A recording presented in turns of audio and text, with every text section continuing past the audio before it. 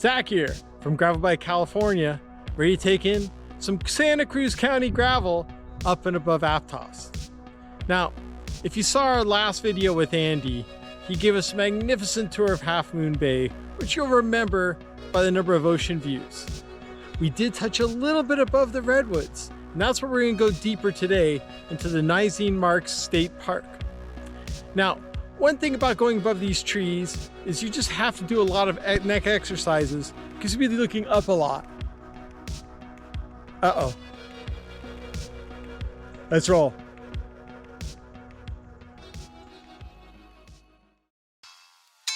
Aptos is one of the few native remaining names from the Waswas tribe, with land granted in 1833 to the Castro family that built the Bayview Hotel in 1870, and the area was largely quiet up until 1920, except for the railroads that helped service the logging industry.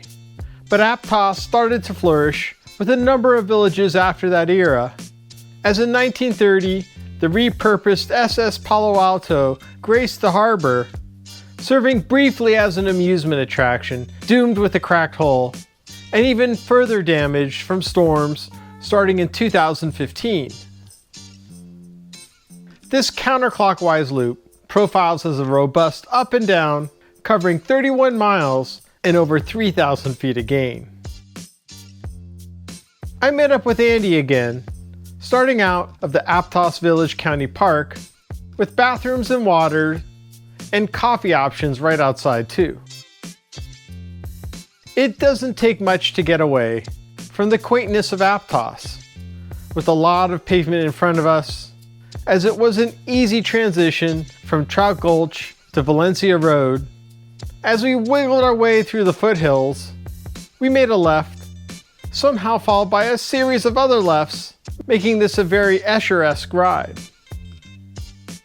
There's a very rural feel here, with a register of olive farms and vineyards around, blended in with some turn-of-the-century flair. And while the roads were single lanes, there's still traffic to be aware of.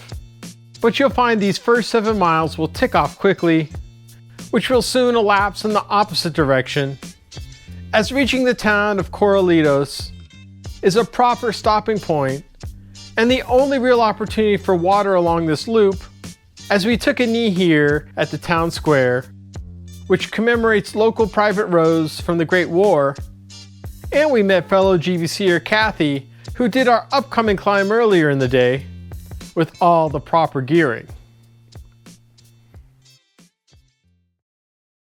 The town map didn't hold a lot of detail, but we knew we'd be heading due north, as this 11-mile climb up Eureka Canyon Road doesn't reward your progress along the way. Our surroundings transformed from residential into ranching relatively soon, and the signage makes you feel more rural too.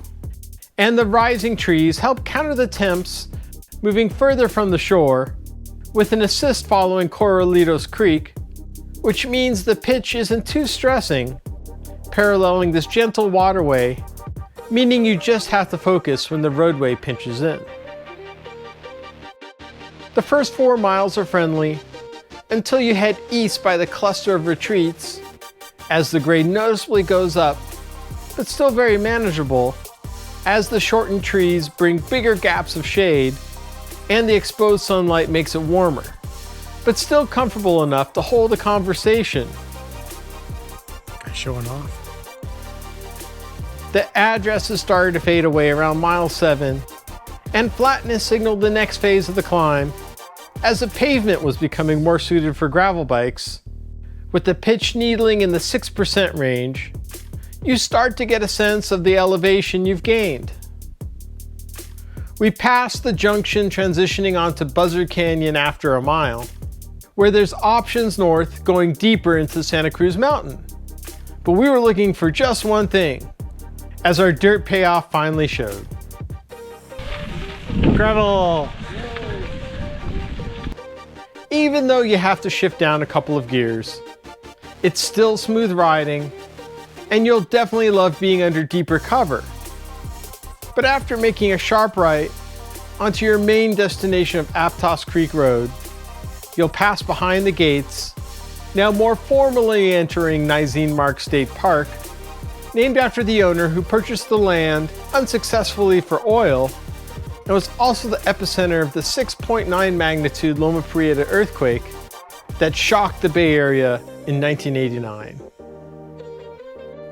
Now, you wouldn't know any of this through the riding, as there are no markers other than anything natural. But the one note over this 1.5 miles of rollers is the surface does get to be the chunkiest of the day, but there are many other rides where I wish the worst was this smooth.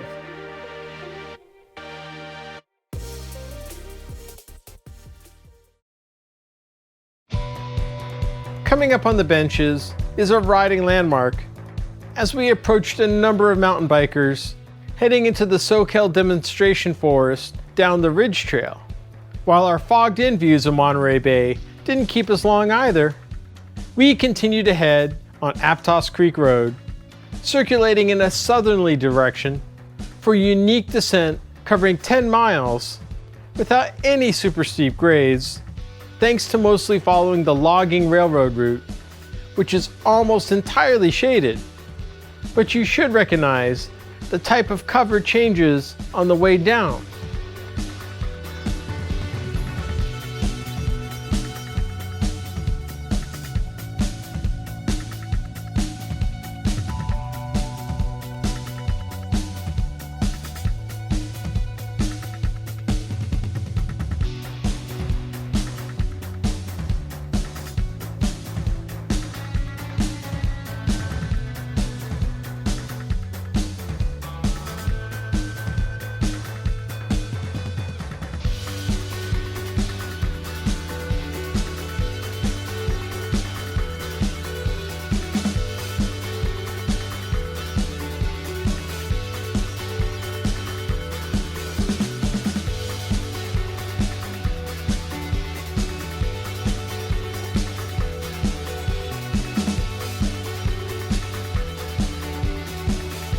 There aren't too many obstacles along the way. Made it. And the bottom third of the descent lightens up in its pitch. But it's still plenty of fun, not really needing the brakes as much, able to enjoy the features at a more reasonable speed as you start coming up on a number of others, a byproduct of going around the gate with parking on the side. But there's still adventure to be found following Andy in search of single track west of the road. And while I'm all in for the spirit of exploration, we clearly were not on the right path and returned to the main road, which exited us out pretty fast, just being on the outskirts of where we started, and glad that I'm 2 for 2 with Andy for great rides. So I'm salty with a smile. This ride is just the perfect balance of getting just enough climbing in with a lot of fun downhill. Yeah, you're probably going to have to pump the brakes a little depending on your skill level, but nonetheless, anything super technical, just gotta use your ojos. Santa Cruz gravel, looking good, 2 for 2 out here for so far. Anyways, if you want to see more gravel guides, hit the subscribe button, or support us on Patreon or check out our shop so we can bring you more. And stay dirt.